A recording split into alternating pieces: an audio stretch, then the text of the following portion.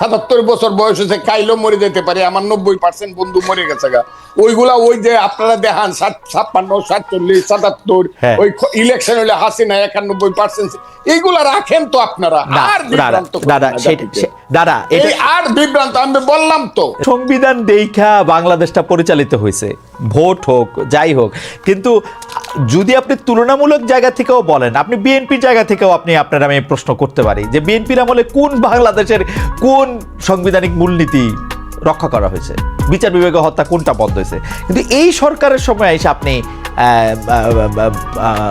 এত বেশি হতাশ কেন হয়ে পড়লেন ফজলু ভাই? আপনাকে অসংখ্য ধন্যবাদ। আমি আমার সেই ভাইয়ের কথা, মাসুদের কথা শুনছিলাম। জীবনে কোনোদিন হতাশ হই নাই। এই বাংলাটা আমার ব্যাপারে ব্যবহার করবেন না, আমি কোনো হতাশ মানুষ না। আমি আপনাকে অনুরোধ করব এই বাংলাটা কেউ যাতে আমার ব্যাপারে ব্যবহার না করে। এক, 2 নম্বর হলো, আমি এই সরকারের বিরুদ্ধে ক্রিটিক্যাল। এই সরকার যারা আনছে, আমি এখনো চ্যালেঞ্জ করছি।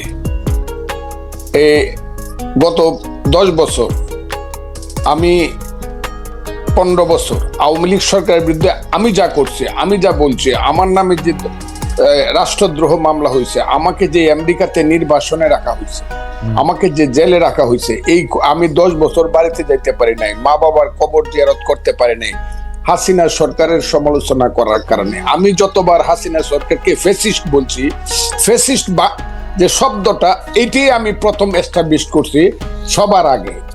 আমি একটা কথা সবসময় বলি, what Bengal things today, rest of India things tomorrow.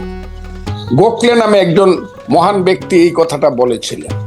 আমি একটা বলতে চাই, আমি ওই দিন জনসভায় বলছি যে আমি যা বলি তার অনেক দিন পরে অনেকে সেই কথাটা বলে।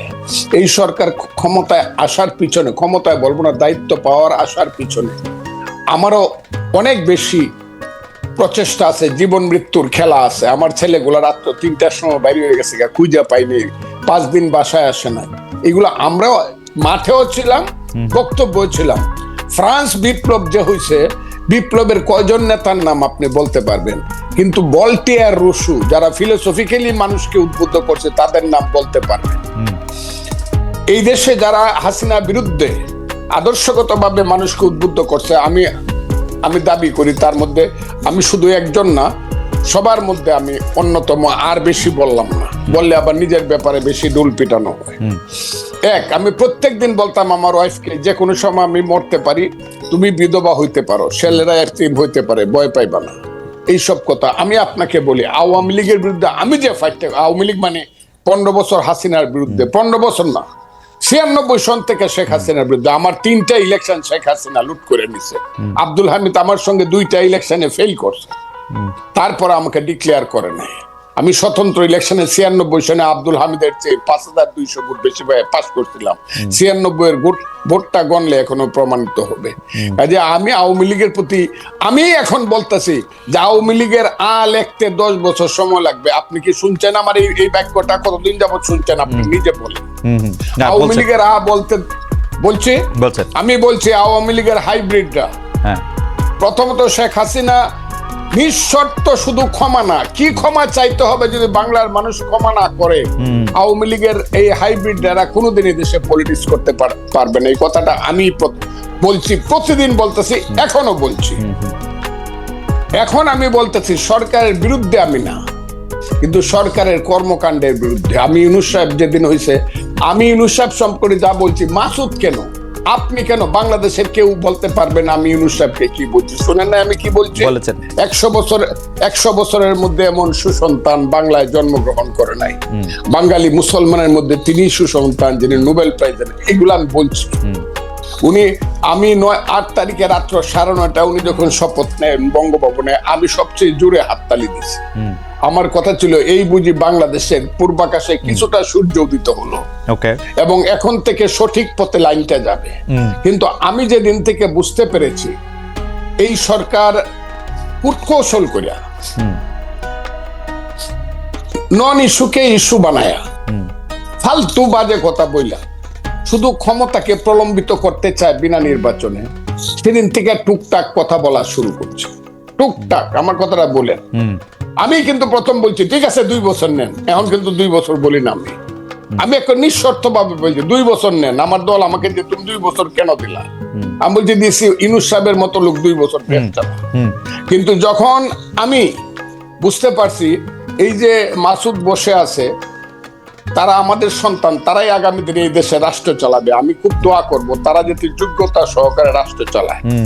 কিন্তু তাদের যে মূল নেতা বলা হইলো জাতিসংঘে গিয়া, তার নাম হলো বোধহয় মাহফুজ আলম, যাকে মাস্টার মাইন্ড হিসাবে ইউনূস সাহেব পরিচয় করে, এতে আমার কোনো আপত্তি। কিন্তু ও প্রথম দিকে কিছু কাজ করলো আমার ওই সন্তানটি, এবং কিছু কথা বলল, যে কথাগুলোর সঙ্গে আমি সিরিয়া, ইরাক বা মধ্যপ্রাচ্যে কিছু আদর্শিক মিল পাই, আফগানিস্তানে। এই মিলগুলো আমাকে আহত করছে। কেন আহত করছে? তারা গত 6 মাসে 6 মিনিটের জন্য মুক্তিযুদ্ধ কথাটাই বলে নাই। তারা মুক্তিযুদ্ধ বলতে চাইছে 47-কে এবং 24-কে। 24-কে আমি মাথার উপরে ধারণ করি, আমি আবারও বললাম মাথার উপরে। 24-এর জন্য আমার অনেক হৃদয়ে কান্না আছে, সেটা আছে। কিন্তু 47 আর 24-কে, 71-কে যারা বাদ দেয়, 71 হলো মুক্তিযুদ্ধ। এই মুক্তিযুদ্ধের পেট ছিঁড়েই বাংলাদেশের জন্ম। মুক্তিযুদ্ধ হলো বাংলাদেশের মা। কথাটা আমি বলি কিনা বলেন আপনি?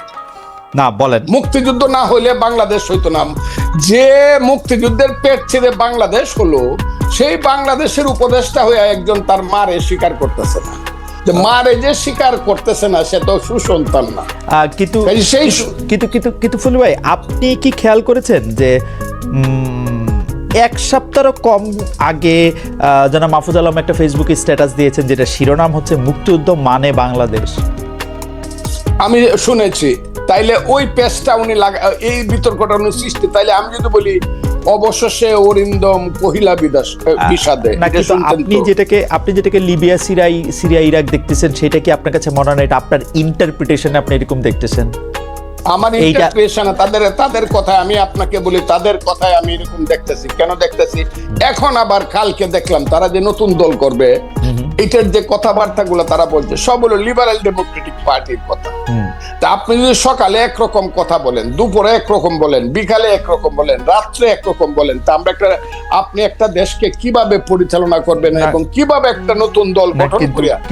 কিন্তু ফজলু ভাই, আপনি দেখতেছেন না, এরা তো একটা যুদ্ধের মধ্যে আছে। আসলে এই যুদ্ধ তো শেষ হয়ে যায়, এরা কিন্তু এখনো এই ভয় পাইতেছে। ফজলু ভাই, আপনার কিন্তু এই ভয় আপনি বহু আগে জয় করে আসছেন, যে এরা কিন্তু এই ভয় এখনো আছে যে একটা আওয়ামী লীগ সরকার আসলে তাদের কি করবে। এরা যখন মাঠে কাজ করতে যাচ্ছে, আপনি জানেন বিভিন্ন রাজনৈতিক দলের নেতাদের কিন্তু ওদের নানাভাবে মোকাবেলা করতে হইতেছে। বাংলাদেশের রাজনীতির মাঠে তাকানো, আমার কথাটা শুনতে হবে আপনাকে। চেতনার দিকে যদি আপনার ঘাটতি থাকে, চেতনায় ঘাটতি। জি, রাজনীতিতে প্রথম আসে ফিলোসফি, ইডিওলজি। রাজনীতির প্রথম কাজ হলো ফিলোসফি, ইডিওলজি। তারপরে আসবে understanding, feelings, realisation, theory and practice. Right. আপনি যদি ফিলোসফিতে বারবার ওই লেখেন যে 52 থেকে 24, 71টা বাদ দিয়ে যদি আপনি 21, ওই যে এটা কি বলে 21শে ফেব্রুয়ারি মাস করেন, আমার ভাইয়ের রক্তে রাঙ্গানো 21শে ফেব্রুয়ারি, আপনি 52 আর 24 করে ফেললেন, একাকারে পোস্টার করে ফেললেন, 71টা আপনি বাদ দিয়ে দিলেন। 71টা আপনাকে কি কামড়াইছে নাকি? যদি আপনি 71-এ না থাকেন, আমি ওদের সাথে থাকবো না। আর ছেলেরা যদি 71-এর সাথে থাকে, মুক্তিযুদ্ধের সাথে থাকে, বাংলাদেশের সাথে থাকে, যে ইয়েস বাংলাদেশ ঠিক আছে, 71 ঠিক আছে, তাদের যে নেতা, বাংলাদেশের নেতা শেরে বাংলা একে ফজলুল হক, হুসেন শহীদ সোহরাওয়ার্দী, মৌলানা আব্দুল হামিদ খান ভাসানী, শেখ মুজিবুর রহমান, আতাউল গনি উসমানী, সামরিক নেতা, I do hereby declare the independence of Bangladesh on behalf of our great leader Bangabandhu Sheikh Mujibur Rahman, সেই মেজর জিয়া, সেই খালেদ মোশাররফ, সেই 11টা সেক্টর মুক্তিযুদ্ধকে যদি তারা মানে, আমি কোনো ক্ষমতার দ্বারে তো আমি আপনি শুনছেন বুঝে আমি বলছি, আমাকে প্রধানমন্ত্রী দিল, আমি 10 দিনের সময় নিব যে আমার একটু চিন্তা করতে দেন, নিব কিনা। মন্ত্রী তো জীবনে কোনোদিন নিব, আমার এইগুলোর প্রতি কোনো খায়েশ নাই। তারা যদি এইটা মানে, ওই ছেলেরা দেশ চালাক তাদের নীতিগত ভাবে, কিন্তু মুক্তিযুদ্ধ না মানলে আমি যেই না মানবে তাদের বিরুদ্ধে থাকবো। ফজলু ভাই, আমি খালি ওদের ডিফেন্সে আমি বলতে চাই যে আজকে আমি দেখলাম যে সংস্কৃতি উপদেষ্টা ওই যে 71, 25 মানে 52-র পরেই 52 পরে 24 এরকম 71 বাদ দিয়া কিনা। ওইখানে আমি দেখলাম যে পোস্টারের থিমের মধ্যে 71 আছে আসলে, কিন্তু যেটা সামনে কম আসছে, মানে এটা আছে 1 আর 2 হলো আমি 71 যার কম আছে, বাপের নামটা যার ছোট করে লেখে, শাসার নামটা বড় করে লেখে, না কিন্তু সে সুসন্তান না। কিন্তু কিন্তু কিন্তু কিন্তু কিন্তু কিন্তু ফজলু ভাই, এইটা কি ঠিক না যে আমরা আসলে যে রাজনীতির মধ্যে ওদেরকে আমরা পাইলাম, এই 71টা কারো কাছেই আসলে ওরকম চেতনার জায়গায় ছিল না। তারা তো 71কে ব্যবহার করছে, এটা বিএনপি বলি, আওয়ামী লীগ বলি, চূড়ান্তভাবে তো ব্যবহারই করছে। আওয়ামী লীগ তো বেচছে, আর বিএনপি করছে ব্যবহার। আপনারা অপমান করছেন কেন জানেন? হ্যাঁ, কারণ এই মাসুদের নেতা হ্যাঁ, সার্জিস আলম, ও আমার সন্তান। এগুলো শুনলে পরে বাইরে কই মরতে ইচ্ছা করে। হ্যাঁ। ও বলছে ইসলামিক ছাত্র শিবির ছিল এই আন্দোলনের ব্যানগার্ড। এই কথাটা ওরা আগে বললো না কেন?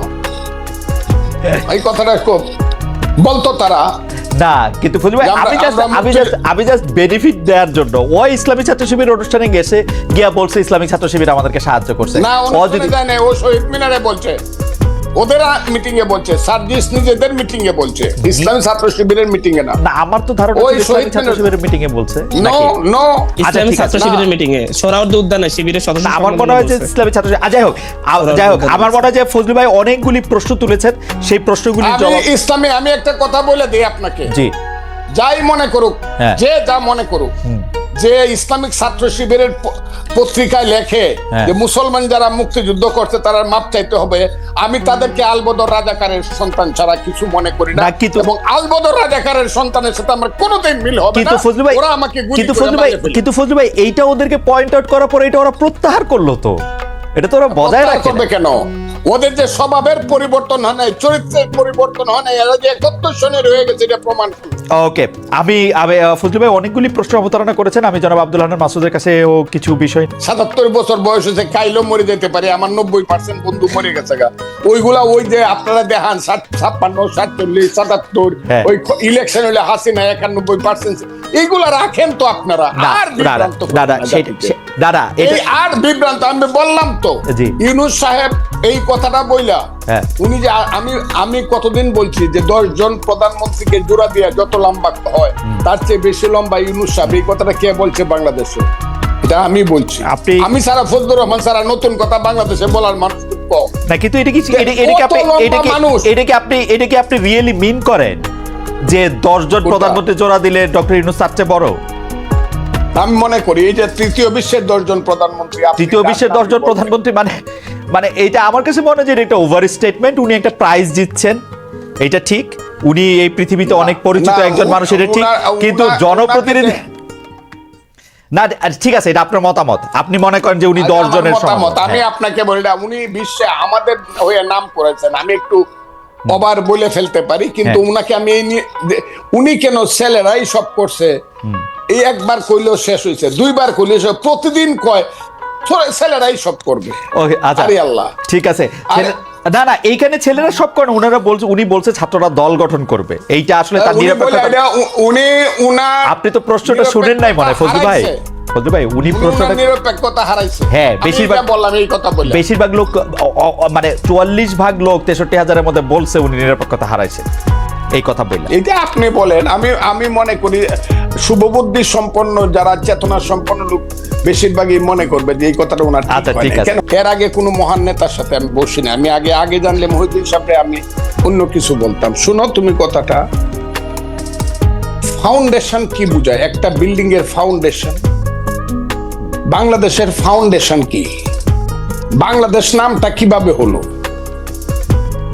কিসের মধ্য দিয়ে বাংলাদেশ? এটা তো নামটা ছিল পূর্ব পাকিস্তান, এটা বাংলাদেশ হলো কেন? তুমি 47-কে বলতেছো আজাদির যুদ্ধ, আজাদির যুদ্ধ তো 52 সনে শেষ হয়ে গেছে। 52 সনে আইসেই তো স্লোগান হয়ে গেল আমার মায়ের ভাষা কেড়ে নেওয়া যাবে না, যখন পাকিস্তানিরা পাঞ্জাবিরা আমাদের ভাষা কেড়ে নিতে চাইলো। মাত্র 5 বছরের মাথায় তো সব শেষ হয়ে গেল। এরপরে 52 থেকে যে তোমার সাথে কি বলবো, 69, 71, তোমার বাবার জন্ম কত সনে আমি জানি না, আরো পরে হবে, আমার চেয়ে ছোট হবে তোমার বাবা। তুমি একটা কথা মনে রাখবার চেষ্টা করো, ইতিহাস বাদ দিয়া বাংলাদেশের এই যে 62, 64, 66, 69, বাদ দেয়া শুধু তোমরা এসে একটা আন্দোলনে জয়লাভ করে ফেলছো এবং আন্দোলনের মাথায় তোমরা দাঁড়াইছো। এই ফসলটা কিন্তু বপন করছে জমির মধ্যে বিএনপি সহ বিরোধী দল, বীজ ফালাইছে বিরোধী দল, চারা লাগাইছে বিরোধী দল, আলিবাজ দিছে বিরোধী দল, ধান হলুদ করছে, পানি দিছে বিরোধী দল। তোমরা এসে 1 মাসে কাইটা দিছো, 1 মাসে কাইটা দিয়ে তোমরা মনে ফজলু ভাই একটা ছোট প্রশ্ন করতে চাই। আপনি যাদেরকে বলতেছেন ওরা আইসা কাইটা দিছে, ওরা না আসলে আপনারা কি কাটতে পারতেন?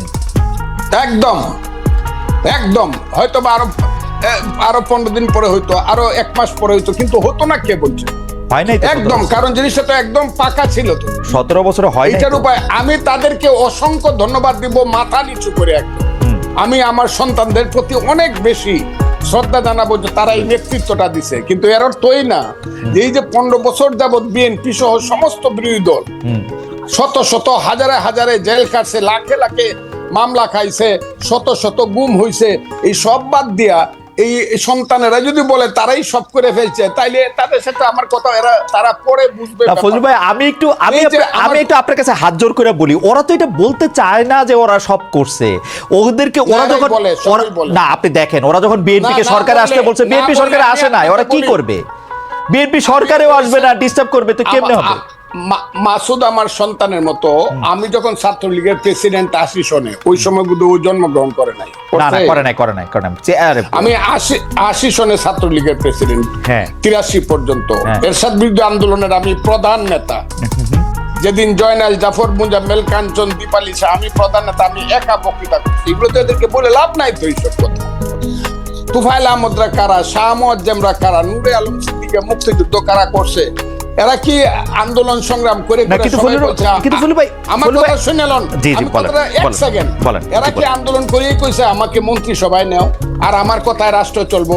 এরা তো গিয়ে এখন গ্রামে গ্রামে বৈশা থাকে, ওই যে সমন্বয়কের নামে জেলায় জেলায় কি করতেছে তারা। এখন দল করবে, আমি তাদেরকে অভিনন্দন জানাই রাখলাম। বাবারা, একটা দল করো, তোমাদের দল অনেক বড় হোক, সব মানুষ তোমাদেরকে ভোট দেখ, তোমরা মানুষের কাছে যাও, গিয়া তোমরা দেশ চালাও। কিন্তু আমাদেরকে নিয়ে, আমাদের মুক্তিযুদ্ধ নিয়ে কটাক্ষ করিয়া যা ইচ্ছা তা বলবা যে আমরা মাপ চাইতে হবে। এখন মুসলমানরা আল্লাহর কাছে মাপ চাইতে হবে মুক্তিযুদ্ধের, এই কথাটাও আমাদেরকে সহ্য করতে হবে। এবং এই কথার পিছনে জামাত ইসলাম নাই, এটা আমাকে ধরতে হবে। রে কে বলছে? জামাত ইসলাম সব কিছুর পিছনে আছে। যেখানে তোমরা বলো শিবির আছে, সমস্ত কিছুর পিছনে। তবে একটা কথা তোমাদেরকে বলি, এই দিন কিন্তু দিন না। This is not the last. এই মুভমেন্টই লাস্ট মুভমেন্ট না, কিন্তু এই গেমটা কিন্তু ফাইনাল গেম। তোমরা যেটা বলতেছো, may not be final game in the history. এটা সেমিফাইনাল, ফার্স্ট রাউন্ডও হইতে পারে না। কিন্তু ফজলু ভাই, আপনি কি ওদেরকে বেনিফিট অফ ডাউট দিবেন? ওরা তো প্রত্যাহার করলো, এবং কেউ তো আজকেও হান্নান মাসুদ ওই লেখার কথা আপনি বলতেছে, আজকেও হান্নান মাসুদ বলতেছে যে ও শাস্তি দাবি করে, যে লেখক এই লেখা লিখছে। ও দাবি করে যে এডিটর এটা দেখা দেখে নাই, সেটা এটা তো ওর অবস্থান, অনেকের অবস্থা। কার কাছে দাবি করে? জামাতের কাছে। শাস্তি কি জামাতের মতো একটা মেথডিক্যাল দল, একটা ক্যাডার ভিত্তিক দল তো 1 সেকেন্ড লাগে শাস্তি নিতে। জামাতের নিচে কতদিন হয়েছে? আপনি তো নিচে নেই তো। বরং জামাত শিবিরের সেক্রেটারি যে, আমি আপনাকে কি বলবো, সভাপতি যে, আমি হেলালের সাথে তর্ক করছে, আজিজুল বাড়ি হেলালের সাথে মুক্তিযুদ্ধ যে সঠিক ছিল না, এটা কি ছিল, এইসব কুকথা আকথা বা ওই যে কুযুক্তি, আমি তো ছেলেদের সাথে আলাপ করতে না। আপনি ছেলেদের সাথে আলাপ করেন, আপনার কথা বাংলাদেশের সবাই শুনতেছে। এই মুহূর্তে 13,000 জনের বেশি এতে লাইভ দেখতেছে। আপনি আমাকে একটা কথা বলেন, আপনি বাংলাদেশের একজন, মানে আমি কি বলবো, সবচেয়ে সাহসী মুক্তিযোদ্ধাদের একজন কমান্ডার। আমাদের যে 54 বছর পরে আইসা মুক্তিযুদ্ধের গুরুত্ব ওদেরকে বুঝাইতে হইতেছে। আপনি যাদেরকে 2 প্রজন্মের পরের, 3 প্রজন্মের পরে, আমারও 2 প্রজন্মের পরের যাদেরকে এটা বুঝাইতে হইতেছে, এর জন্য কি আমরা দায়ী না? আমরা মুক্তিযুদ্ধটাকে কোন জায়গায় নিয়ে গেছিলাম? আমরা সব জায়গায় দায়ী। 54 বছরের মুক্তিযুদ্ধকে সবাই আপনি আমার ওই বক্তব্য শুনবেন। আমি আমার সন্তানকে বলবো, ওই যে আমি বলছি যে প্রথম দিন থেকে মুক্তিযুদ্ধের ট্রেনটা ভুল লাইনে উঠছিল। শুনছেন আপনি আমার এই বক্তব্যটা?